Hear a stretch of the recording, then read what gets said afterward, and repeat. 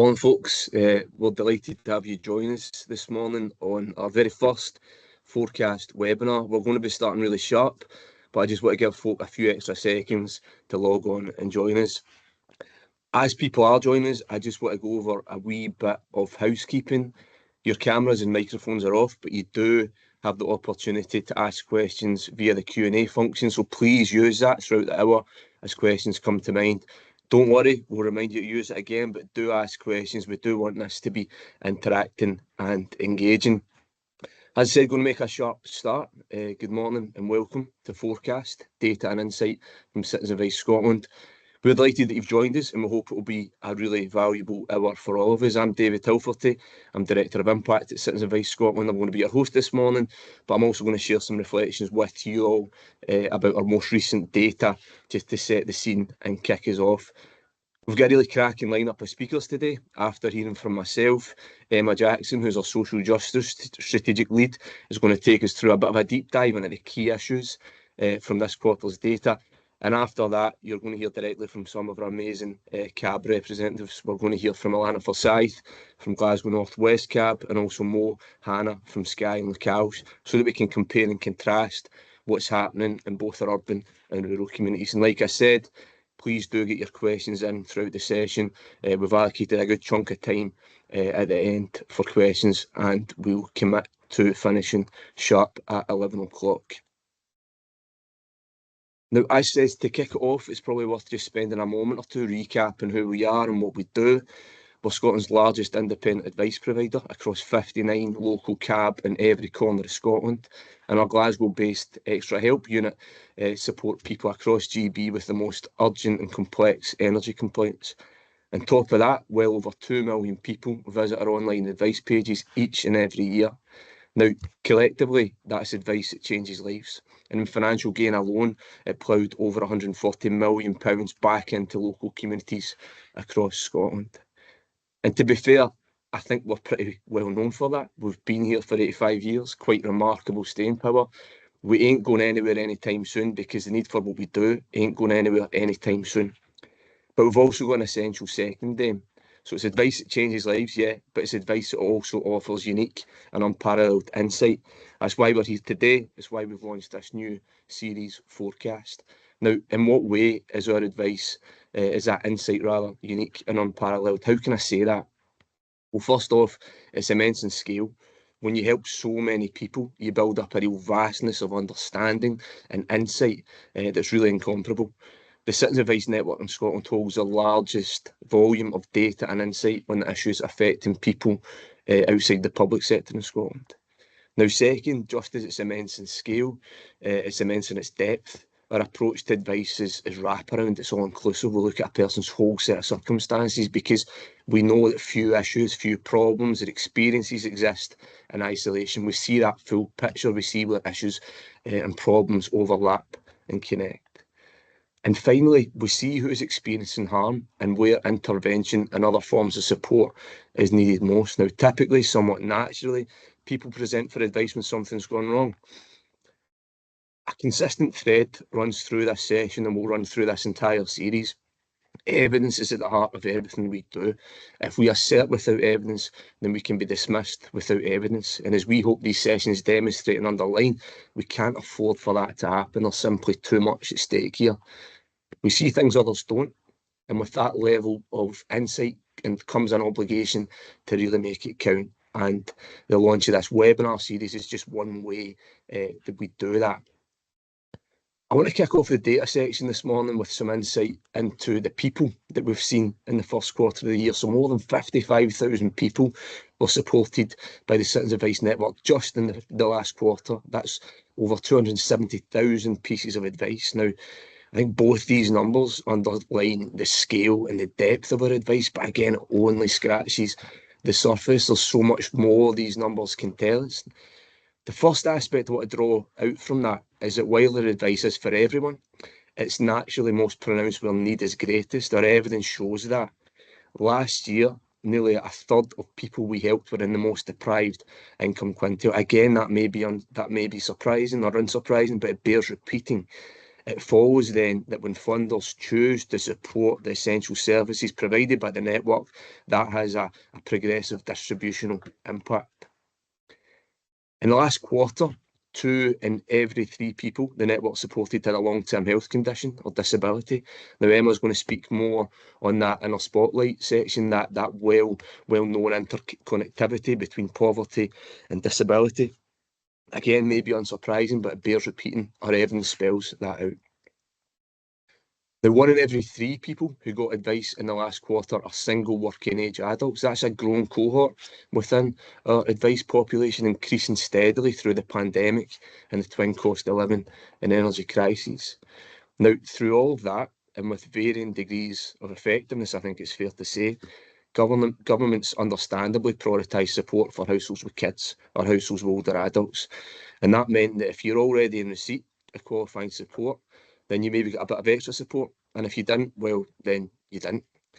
We've been observing a growing number of single working age people falling through the gaps in that eroded safety net of support. And in this way, our evidence acts as a bellwether, a bit of a sort of early warning effect, if you like, into emerging trends. Again, we see things others don't, and we see it early. And the final demographic insight that I want to draw out from the last quarter is that over 1 in every 4 people who access support from us live in a household with children. And maybe you view that alongside the proportion of people we support who live in the most deprived communities. Then we see how the Citizens Advice Network continues to assume a critical role in supporting Scottish Government's priorities, Scottish Government's North Star, if you will, around eradicating child poverty. If that's who we see, then what are the issues that drive that ever-increasing demand for our services? This next visual sets out the top 10 advice areas. The overarching theme for today is living standards. Again, that was dictated by the evidence. When you look at these top issues, these are really the building blocks that collectively constitute what someone's standard of living looks like. Social security, debt and money, energy, your home. These types of issues, advice around these types of issues are seldom the subject of elective or voluntary inquiries. Rather, they're urgent, they're fundamental, they're essential. And again, here's a way where our insight really comes into its own. Now, in recent months, in recent days, in fact, news reports tell the story of slowing inflation, cuts to interest rates, economic growth perhaps looking a little better than expected. All of these are the big macro indicators that start to tell the story of a corner turned. And even the very term cost of living has started to fade from use. I noticed, for example, the other day that it's slowly getting bumped across the BBC news header, for example.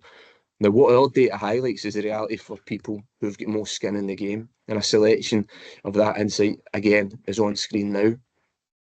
Now, every day, advisors across the Citizen Advice Network support people who will attest that the cost of living crisis is nowhere near over.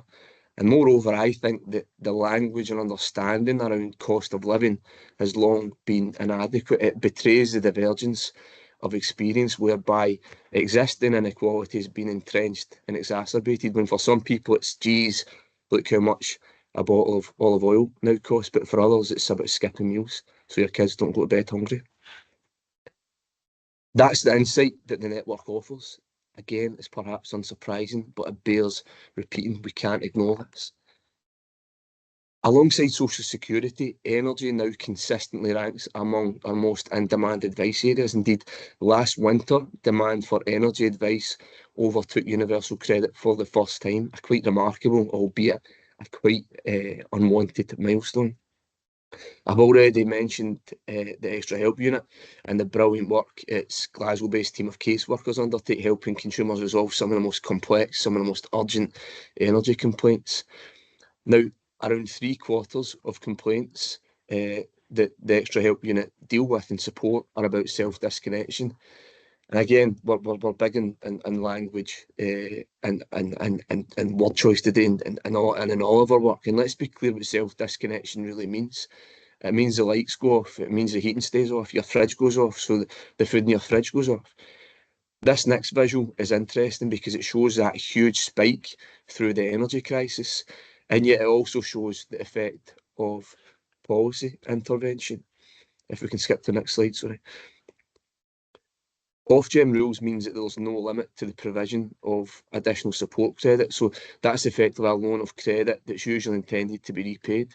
The outcome of that keeps people on supply, but it also brings other consequences, and I'll get to that. But my point here is to show how our evidence highlights both emerging problems, but also we can assess what happens when policymakers, when regulators, when decision makers intervene.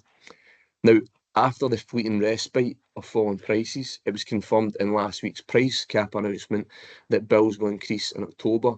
Now, I would posit that we're nowhere near out this crisis, and yet the emerging legacy is already clear. It's intractable, often unavoidable debt, not debt that people are getting into out of profligacy or recklessness, but debt that is absolutely unavoidable. An average cab debt clients had over £2,500 worth of energy debt. That's up from around half that level just a few years ago. If you're in a rural community, that soars even further. It's around £3,000. And again, these levels of debt demonstrate that the problem is rooted within markets, not with people. Because this winter, before a ball's kicked, the odds are stacked. And for many people, it's a game they just can't win. So that's the evidence that's been compelling us to call for an affordable social tariff, as well as mass debt write-off. We must and we can do better than that. Our evidence tells us that. A few minutes ago, I spoke about how one of the unique elements of our advice is its interconnected wraparound nature. So you might seek help on a debt issue, but you also get support with income max, on energy, on advice about your home and so on. And for the person, that means that you don't need to go to multiple sources. I say that, but in truth, you probably already have done so, mind, because CAB are frequently acting as a backstop for failure everywhere else in the system, from energy markets to social services. The slide that's on your screen just now shows where some of these issues overlap and join up. In the last quarter, this interconnectivity was particularly apparent in terms of the links between energy advice and food insecurity. 1 in every 5 people who received advice on energy also needed advice on food banks. Now, later in the hour, we're going to hear from our CAB representatives around what that means on the ground, what that feels like on the ground. But again, focusing on our language here, what are we really talking about when we're talking about food insecurity?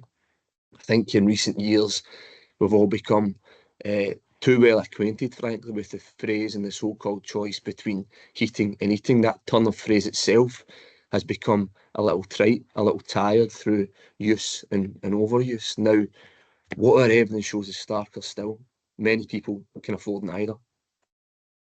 Again, I want to bring that back to the overarching rationale behind this webinar series. We support people many others don't, so we see things that others don't, so we know what needs to change. I'm going to wrap up there for now, but it's a good point to hand over to our strategic lead for social justice, Emma Jackson. Emma's going to spend a bit of time digging deeper into some of the harms that we're seeing and moreover some of the solutions that we need to see. Thanks, Emma.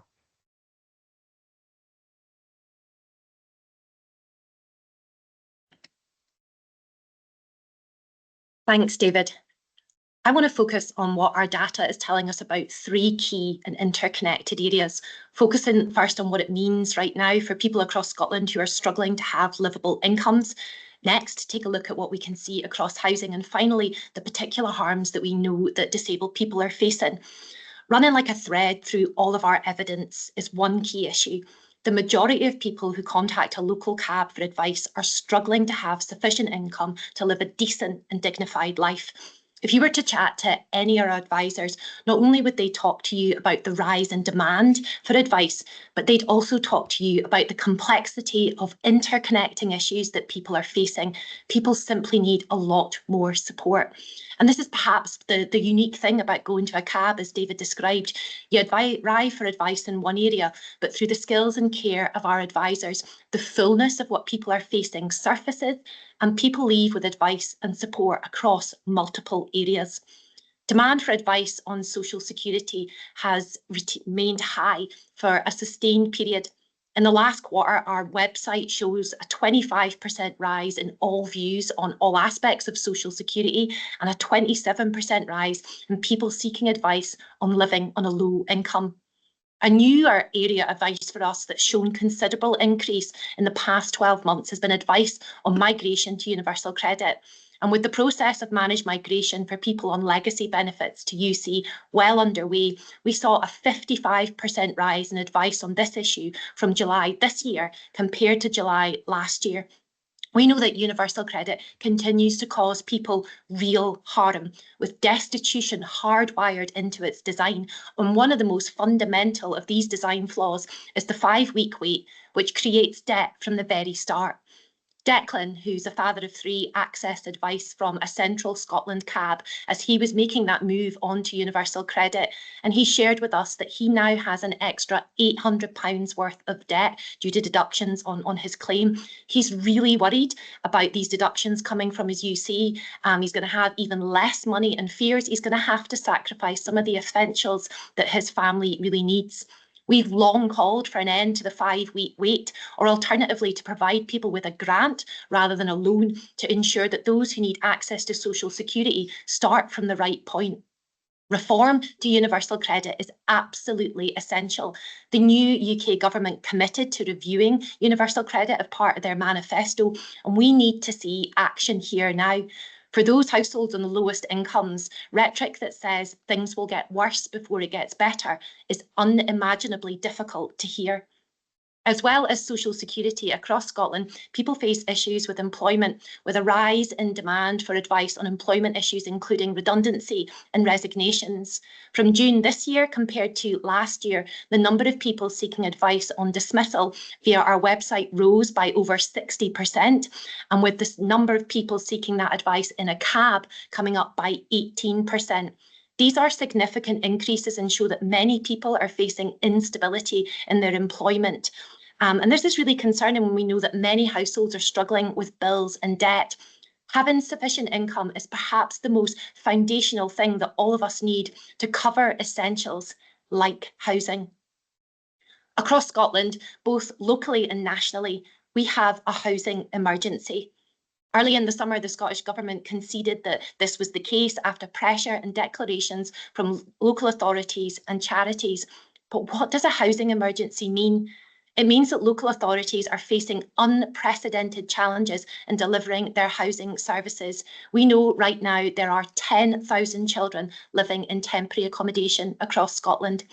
Unfortunately, some local authorities are failing in their statutory obligations to provide emergency accommodation, driven mainly by the shortage of affordable and social homes. But local issues exist as well, such as the rise of short-term lets and the cost of labour and materials in rural communities. Our data supports that there is a multifaceted housing emergency happening in Scotland that's manifesting itself in different ways in different communities. But we also know that people are struggling to afford their home, and more people are experiencing housing-related debt. In May, demand for advice on local authority rent arrears increased by more than half compared to the previous year, while advice on registered social landlord rent arrears rose by a staggering 56%. This should really concern all of us. What does it mean if those on the lowest rents in Scotland can no longer afford to pay these bills? Demand for advice on threatened homelessness has also been increasing, with an almost 20% rise in Q1 of this year compared to the previous quarter last year. This period also saw a 10% rise in advice on actual homelessness, and we've seen an overall 20% rise in advice on social housing compared to this time last year, showing something around the demand for this type of housing tenure in Scotland. Those seeking advice on social housing rent arrears face many other interconnected issues. We know that a third also sought advice on council tax arrears, reflecting that in many cases, the root cause of issues that people are facing is actually inadequate income, just like Julie and Thomas. They're renting privately and sought advice from an East of Scotland cab because their rent had increased, and that's become totally unaffordable to them. Julie and Thomas don't actually have a tenancy agreement and pay their landlord in cash. The cab advisor looked on the landlord registration system and the landlord's not registered. This couple should be able to claim housing benefit to help with housing costs, but they can't do that because they don't have a tenancy agreement and they know that their landlord will reject a request for one. Evidence from our advisors demonstrates that there is inadequate accommodation to match housing needs. People are spending far too long in temporary accommodation and being turned away from homelessness services. We know local authorities are increasingly using unsuitable accommodation without cooking or washing facilities, such as B&Bs, to meet this demand. And this sadly has a really direct negative impact on people's physical and mental well-being because they don't have a home that meets their needs. People like Ian has spent the last 2 years in temporary accommodation, living in a B&B without an offer of permanent housing. Ian wants to leave the B&B, but he's fearful that this will mean he'll lose his housing priority if he does. Living in a B&B means that he's unable to cook for himself, and he in fact actually has to abide by a curfew. The current waiting time in his area for a social rented home is around 5 years. We were extremely disappointed to see the affordable housing budget cut, as the changes that are needed to properly tackle the housing emergency require significant multi-year funding. Citizens Advice Scotland supports the declaration of a housing emergency on a national level, and our focus is on outcomes. We want to see collaboration and cross-party working with the people affected by this emergency right at the centre of decision making. Right now, the housing bill is making its way through Parliament. And while this is not a solution to the huge shortage that we have in affordable housing, it is an opportunity for us to improve aspects of the housing landscape, especially for private rented tenants. It's an opportunity to make the private rented sector fairer and better for everyone, as well as improve the prevention of homelessness. And so we want to see this bill pass, but in order to make it work, we've identified 3 key elements that need to be addressed. These are data, enforcement and resources. We need better data. We need to be able to understand the sector and the problems within it. We need better enforcement to ensure that people's rights are upheld and responsibilities are delivered on.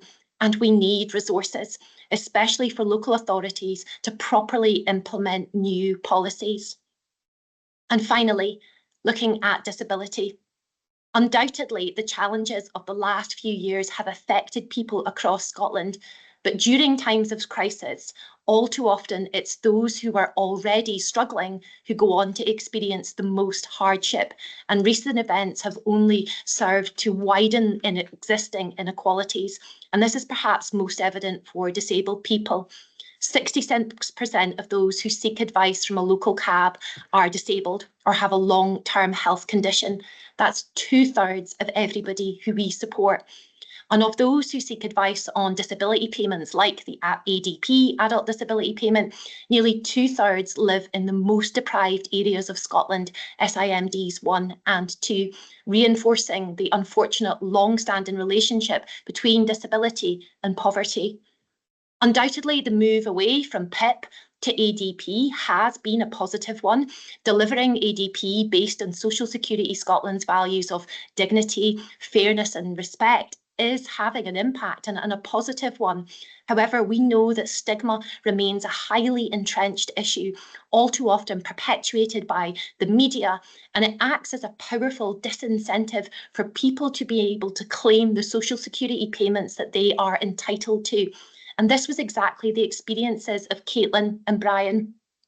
They were advised by their local CAB that it looked like they were going to be eligible for ADP, but they communicated a real deep reluctance to apply for this because they didn't know what it would mean, how they'd be perceived. And using their words, they said, "We don't want to be seen as lazy fraudsters like you see on the TV." A devastating sentence to hear people say.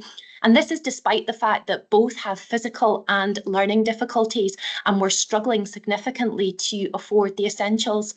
Thankfully, the CAB advisor invested substantial time in encouraging and supporting Caitlin and Brian to make that application. And the good news was they were successful and are now in receipt of ADP.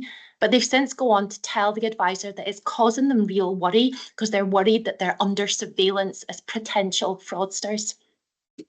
Last year, a number of our CABs ran a food insecurity pilot to look at bolstering the levels of advice for those who were experiencing food crisis so that we could try to get people adequate income so they ultimately would not need to use a food bank. Through that project, 67% of those who accessed this support had someone within the household who had a disability or long-term health condition, again reflecting the lack of sufficient income that disabled households are forced to endure that push them into food bank use. And then finally, with regards to energy, we know that disabled people have perhaps experienced some of the greatest levels of harm as folks have been forced to ration or completely stop using energy altogether. Our analysis revealed last winter that around 40,000 disabled people in Scotland were regularly skipping meals or going without, so that essential devices like scooters and wheelchairs could be charged. The harm that disabled people are experiencing right now is deep-rooted and multifaceted. Systemic barriers exist across social security, employment, housing and energy that are unfortunately causing long-lasting physical and mental harm. We really need to see joined up person-centred solutions with policy coherence across government portfolios, both at a Scottish Government and UK Government level. The current review to ADP does present some opportunities for improvement, but so much more is required if we are to ensure that disabled people can live decent and dignified lives.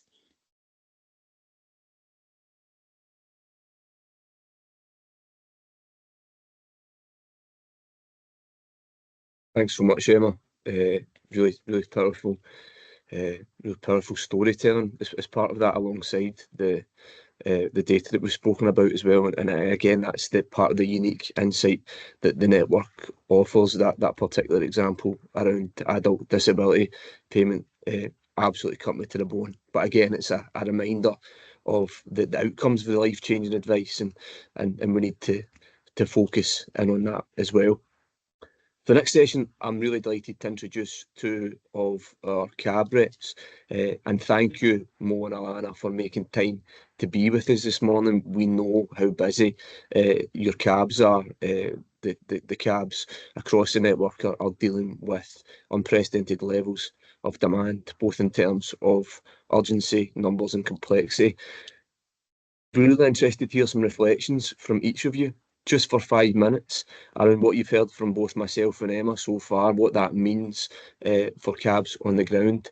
Alana, can I start with you, please? Thanks, David. As David mentioned, I'm from Glasgow North West CAB, and we are situated in Maryhill, and we serve the communities of Maryhill, Pottle Park and the surrounding areas. Some of these areas have really deep-rooted socio-economic challenges where 1 in 3 people can't work due to ill health or disability. A lot of David and Emma's insight to the national picture is reflected in our local experience, in particular the housing crisis and the increasing frequency of CAB stepping into spaces previously held by other social or statutory services to provide crisis support. Locally, almost 50% of our clients live in housing association properties, which is almost 3 times the national average, with very small amounts of local home ownership. The housing crisis is prevalent in Glasgow, with the decreasing availability of even temporary accommodation, as well as the criteria for accessing emergency beds becoming harder to fulfil. We recently had a young woman fleeing domestic violence in another part of the country who was deemed ineligible by Glasgow City Council for emergency accommodation and was offered her bus fare back to London at 8 o'clock at night instead. This resulted in a CAB staff member taking her to the night shelter in the centre of Glasgow, which is essentially a mattress on a floor. She'd already been sleeping rough for 10 days when she came to us in a state of heightened distress and trauma. While we worked for many hours with the housing and homelessness team in the out-of-hours service trying to argue her case and find a safe bed for the night, she slept on our couch, as it was the first time she'd felt safe enough to sleep in weeks. We repeated this process for 2 days until we were able to identify a partner organisation where she met the criteria for their specialist housing and domestic violence support. During that time that she was with us, we made sure she was fed, she was warm and she was safe. This is only one of many examples of CAB providing frontline crisis support that would previously have been delivered by statutory services. The housing crisis is such in Glasgow that people are having to argue their case for just how extreme their crisis is to be deemed eligible for a roof over their head. Crisis is now being graded, it seems, as more and more third sector and statutory partners cannot meet the demands on their services. The availability of temporary accommodation is also in a critical state, with overcrowding commonplace. The local authority can place you in overcrowded temporary accommodation for many, many years, and we know of families still in temporary accommodation after 5 years. But they cannot allocate that same family permanent housing if it is deemed too small for them. So these families are stuck in limbo. The New Scots community in particular are disproportionately impacted by overcrowding, and we know of families moving multiple times at short notice, uprooting children from school and impacting any sense of community they have established.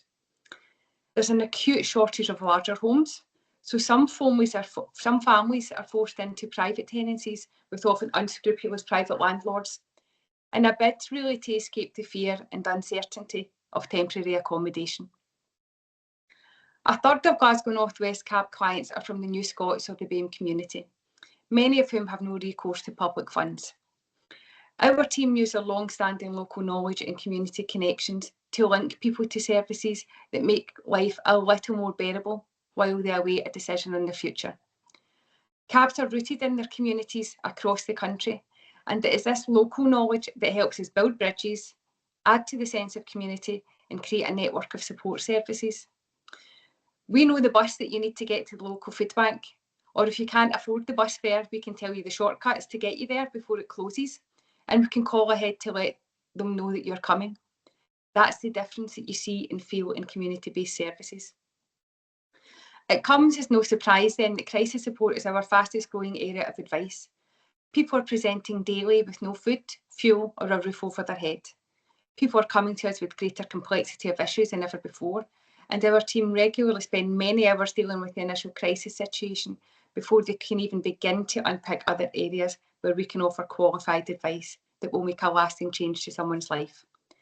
Increasingly, people's issues are multifaceted and require time and experience to resolve. I cannot stress enough the importance of face-to-face support in some of these situations. The ability of people in crisis to talk to another human in person can absolutely be the difference between them opening up about their situation and engaging with the support they need and indeed are entitled to make their life better. The human touch really matters when people are at their most vulnerable, and sometimes a cup of tea helps too. Thank you. Thanks so much, Alana. It was powerful, and that point around local advice underpinned by local knowledge and insight, how local people want and need that advice. Mo, how does that feel in Skye? Can I bring you in now, please? Yeah, of course. Hi, everyone. My name's Morikana. My current role as CEO at Skye Health Citizens Advice Bureau. We're a much smaller but mighty team of 7 paid staff and 16 volunteers. Looking over the last year in Skye Health, we provided over 7,200 pieces of advice to more than 800 clients. Almost half of those clients had not used our service before. Benefits was the main reason of contact at 30% of all the advice provided. Debt-related advice accounted for 17% of all advice provided, much higher than the national average of 10%. A similar picture can be seen in relation to utilities advice, with this accounting for 14% of all advice compared to the national figure of 10%. Skye Health serves a scattered, remote community. It comprises of the Isle of Skye, there's Rasay, and there's mainland Loch Alsh. There's over 130 kilometres of trunk roads with a road bridge and a ferry linking the two parts of the area. A network of secondary and B roads serve the townships, many of which are single track. Bus services to townships are mainly routed and timetabled for school runs, with weekend and evening services quite minimal. We are often referred to as a wraparound service, a one-stop shop. That means when someone comes in with one issue, like Alana says, advisors will often identify other problems and try to help people through all of these, especially when knowing a client has made a costly return journey of 2 hours to access that help. What our latest analysis shows is the crystal clear link between the unaffordable energy bills and food poverty. We are also seeing demand for utilities advice as the highest from those from the poorest background, which really underlines the need for this targeted support for these households. Fuel poverty and extreme fuel poverty are both significant issues for many households living in the north of Scotland for a variety of reasons. These include the climate and the exposure of dwellings to the elements, the nature of the housing stock, the lack of connections to mains gas grid, the high costs of energy and relatively lower incomes. More households located in the Highlands are reliant on electricity and other heating types such as coal, oil, LPG and wood to heat their homes. These alternatives to mains gas are often more expensive and the prices are more volatile, which can push more people into fuel poverty. Last year, our Bureau, we were able to partner up with the Home Heat Advice Scot to access grants for clients in need. And if I can read a quick quote from Angus, one of our clients, who said, "I received a grant of £1,594 to help with my fuel costs. This was for oil, coal and electric and will make a huge difference to me. I was a full-time carer for my friend of 20 years and when they passed away of cancer, my carer's allowance stopped. After paying for the funeral, my savings diminished. The cab helped me with my claims for benefits and this grant they got me has given me peace of mind over the winter months." This is just one example of the quotes that we get back from our clients. Here in Skye-Loughalsh, we do not have a public food bank. Food parcels are distributed by agencies such as ours. Our food costs here in the island are significantly higher to the competition market of other parts of Scotland. Digital exclusion is still an issue and many households in our area, whilst having smart meters installed, aren't very smart due to lack of connectivity. Much of our work requires face-to-face advice. Sometimes that's because of the complex nature of the issue, the vulnerability of the client, or just because people feel much more comfortable talking to a friendly face. Clients have vocalised reasons for this preferred method of face-to-face with an advisor as being more conducive to building up a relationship with the advisor. Clients can have repeated contacts with that same named advisor, and this can be beneficial as many cases, especially benefit and debt cases, are open for many months whilst options are being worked through or we're awaiting a benefit decision, an outcome or an appeal, result of an appeal. Some of our clients cannot read or write and they opt for face-to-face to show us their documentation and for help to get forms filled out. Some of our clients don't have the digital skills nor have access to digital sources of assistance. Some say that we want the face-to-face advice because we resolve issues on the spot. Local knowledge, working collaboratively with local teams really does help us. Referrals between local organisations works well after building up years of professional relationships. During my 24 years at CAB, I've witnessed many volunteers who have then become paid employees. Everyone working in the CAB network sincerely cares about helping people.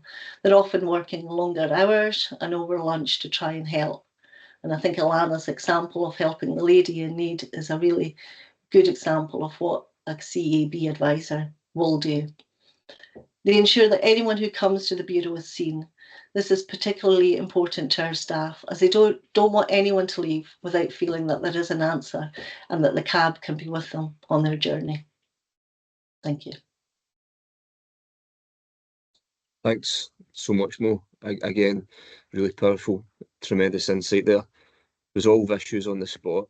That's some of the words that are chiming in my mind around that, because when we talk about the sort of immediacy and urgency, the circumstances that people are presenting in, there's no option but that, and that's what CABs are doing day in, day out. We're going to move to the Q&A session now, so we're going to bring back in Alana and Emma, and there is still time to fire questions into the chat there, so keep it coming. The first question I want to pick up on is one around energy debt, and I know I spoke about it being over £2,500 for the complex debt clients that we're seeing, and somebody has posted that £3 billion across the energy market figure.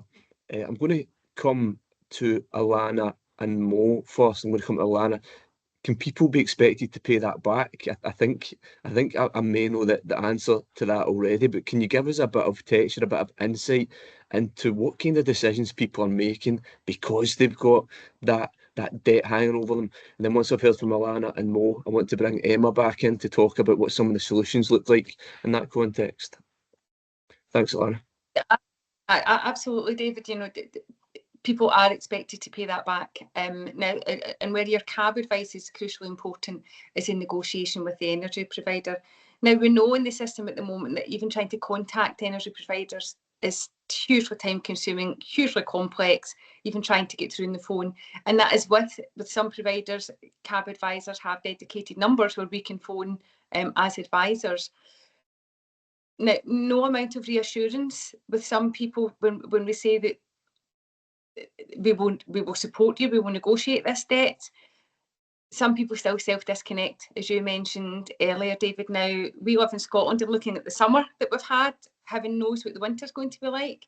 But we have examples of people washing their clothes in cold water in the sink because they can't turn the washing machine on, and then they've got nowhere to dry clothes.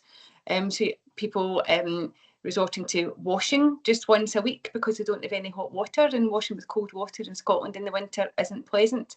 So yes, there are absolutely expectations from the energy providers that this is a live debt, and there's an expectation that will be paid back. We work closely with energy providers to talk about, the language and the narrative and some of the wording that goes out to clients, and then we intervene to negotiate on an affordability basis. But often that doesn't stop the mail and the letters coming through the door, which then adds to real stress and anxiety for the people that are walking through our doors. So you're right, David, that comment that we used to make about kind of heating or eating, for some people it is now absolutely none of the above, tragically. Thanks, Alana. Mo, does that tally with what you're experiencing the energy debt situation in the rural context? Certainly that resonates. I mean, I know that we've been pushing to try and get a social tariff, that would be really good for these vulnerable clients that we see. We've also had clients where they say, don't bother giving me a food parcel because I can't even turn my fridge on, I've got no electricity. We've had another client like Alana's that's had no hot water, no heating for a period of months, not days. The kind of things that we've obviously tried to do in the past is to get the grants, to get the vouchers, whether it's crisis grants or through the utility companies, and through any discretionary funds to try and get debts written off. But quite often, I guess it's important to also see is the client's presenting usually with a utility debt, doesn't just have a utility debt, so quite often they'll have other debts there, so whether it's overdrafts, credit cards, etc. So the money advice worker will then have to look at that whole picture, and sometimes sequestration is the answer. Yeah, absolutely. And again, I think these examples go some way to exemplifying the lengths that advisors are going to, the sort of creativity, the ingenuity of trying to find solutions where problems are increasingly complex. We want these sessions and we want all of our work to be evidence-based, but we also want it to be solutions focused, not fatalistic. So Emma, what can we do about this? What needs to happen? Yeah, I think this morning we've got the energy minister right now literally meeting with energy suppliers and energy companies, because certainly the UK government do know that this is an issue. And certainly charities like ourselves have been raising it really for quite some time. There's probably two key solutions I think that we just need to keep pressing forward with. Mo's already mentioned the social tariff.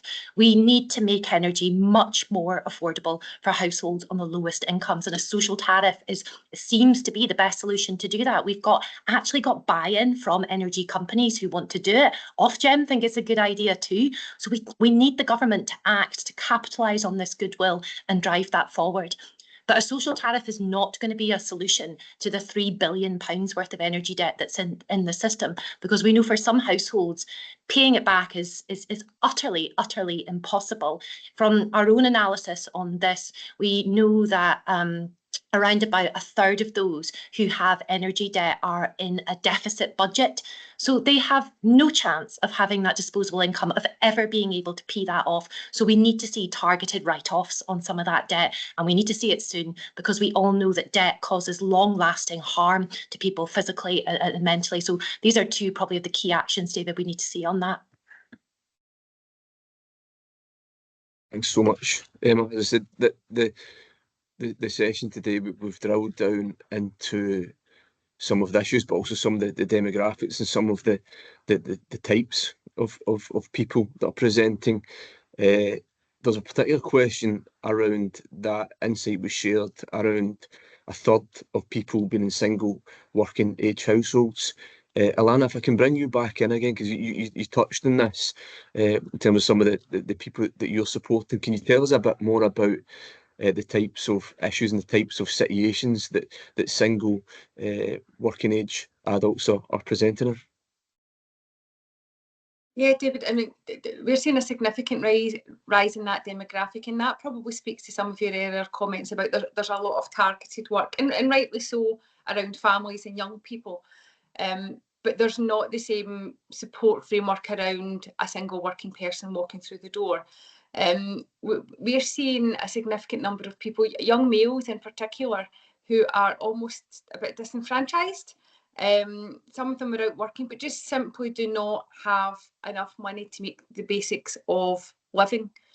So they're coming to us for food banks regularly. We had a nurse come to us recently, working full time, but they're in private rented accommodation.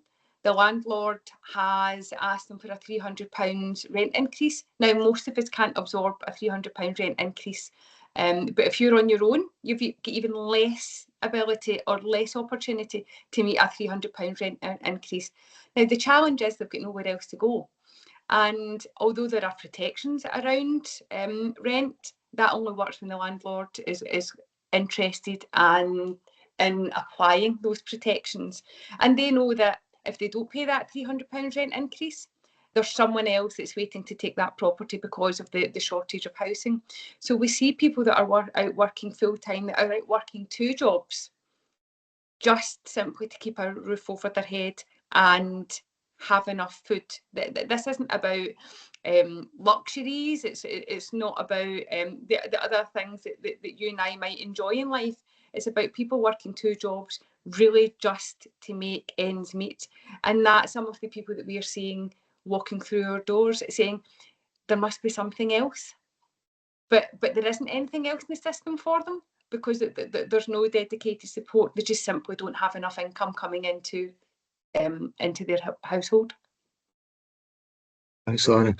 And Mo, is that particular demographic increasingly apparent in your own bureau, or are there other types of demographics and groups that are coming through in greater numbers at the moment? So for us in Skye, it's the largest proportion of clients that we're seeing are aged 45 to 59. And also we're much higher compared to other areas of Scotland in relation to the 65 plus age group. I think we're at 30% and it's 21% nationally. One of the other things, I guess, with Skye and Lochhouse as well, we're seeing a lot more clients who are owner-occupiers. 41% versus 30% nationally, but we've got a much lower population of clients in private rented accommodation at 5% versus 13% nationally. And again, that's probably because a lot of the private rented households in the area of Skye and Lochhouse are probably being used for tourism and holiday lets rather than private lets.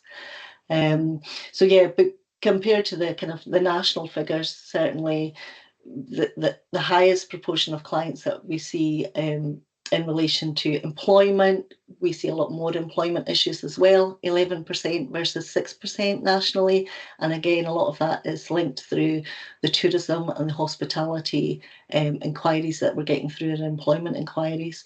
And we're also a lot higher in relation to the finance and charitable support.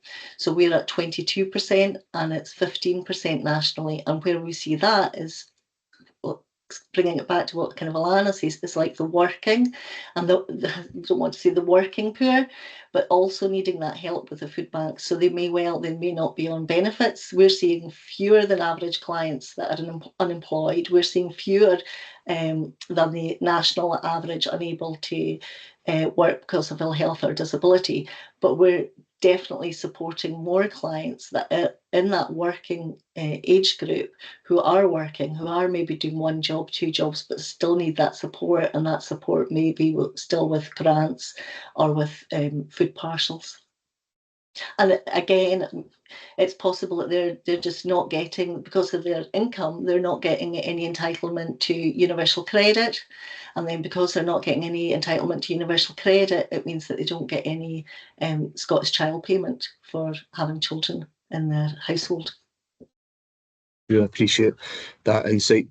Bringing that all together, two things are sort of joined together in my mind. One, around that point we made around the network serving as a backstop for failures everywhere else, from energy markets to housing markets to social services, and also dealing with the consequences of a quite relentless erosion of the social security safety net.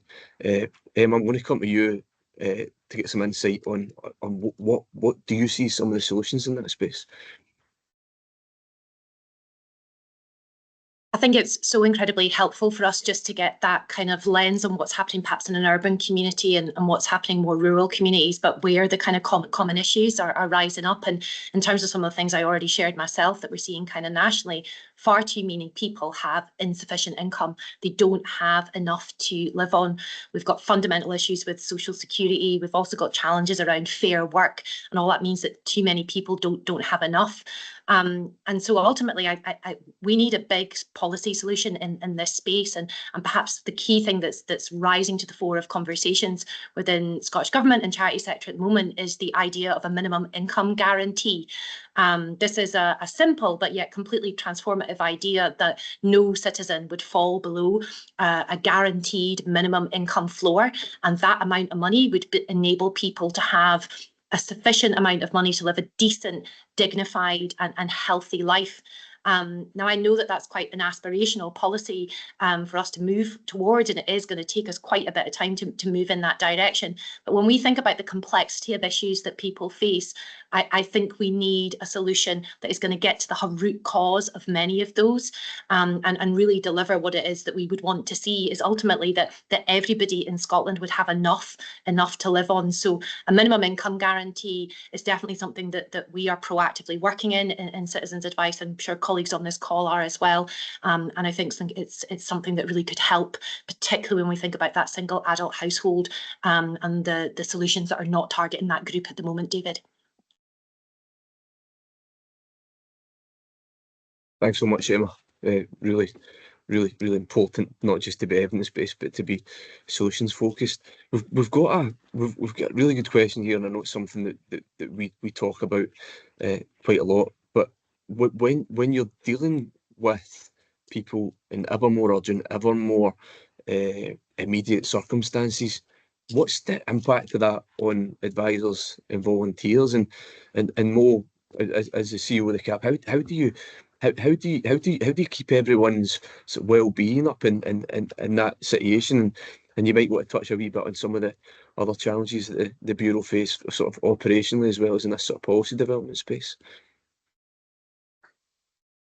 To start, I think when somebody joins or begins their volunteer training, which is really in depth, and it's no easy feat, and it's certainly I admire any volunteer in the CAB network.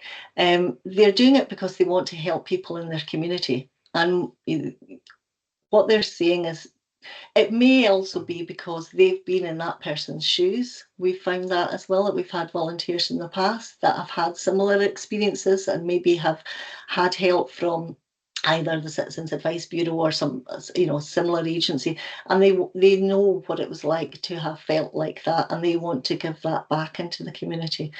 So we're really lucky that we've got within the Citizens Advice Network our volunteers. That's our strength, is our volunteers and what they do day in, day out. in bureaus right across Scotland. Certainly in Skye and Lochalsh, it was a struggle during COVID and the pandemic, but we've got our volunteer numbers up. It's a challenge, as I talked about earlier, our demographics and us reaching out to clients, especially vulnerable clients in communities that are maybe 2 hours away and down a single track route, and there is no bus to get there. So we have to make sure that we try and resource ourselves as well, to enable us to get out to households that can't come to us, to those that are really vulnerable. So one of the challenges for our bureau is always this retaining funding, retaining funding, to allow us to do that, to offer the services to the outlying communities for clients that can't come to us. Absolutely. Really appreciate that insight again, Mo.